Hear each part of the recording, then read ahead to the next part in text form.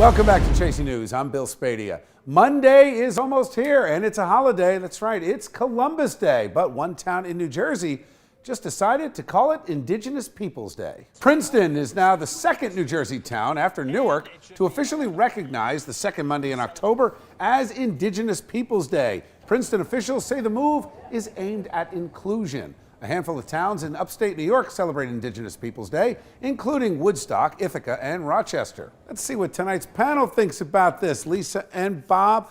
Lisa, let me start with you on this because I know Bob has a lot to say on it. I've been messing with that. He's Italian. Right.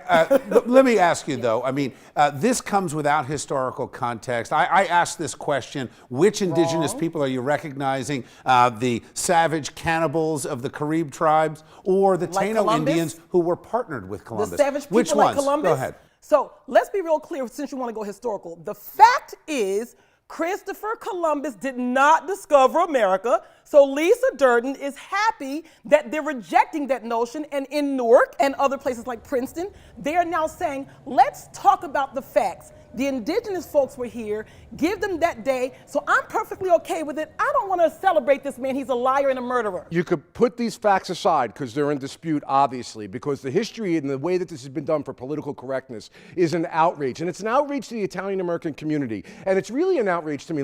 I got to get this off my chest. ahead, do it. That Princeton has the gall to sit there and say this is for inclusion. You've insulted every Italian-American in this state. And I would say to those citizens of Princeton, you should, Republican, Democrat, Independent, or otherwise, vote against any person who went for this. We are the only ethnic group, Bill, where they would ever try to take away a holiday or something that means so much into the hearts and fabrics of the Italian-American community. We are constantly kicked in the teeth, yet we represent 40% of the voting population of this state. And I'm asking the sons and daughters of Italy in America is going to be meeting the Italian-American Congressional Committee, and we are going to ask them specifically, we want a congressional investigation to get to the facts to show that these facts are a lie. And secondarily, we are poised to consider filing discrimination lawsuits against any town, because Italians are considered a protected class based on the law. Any town that discriminates and removes Columbus Day. Inclusion, put Indigenous Population Day on another day. Well, I would argue there shouldn't be an Indigenous Peoples Day, but that aside,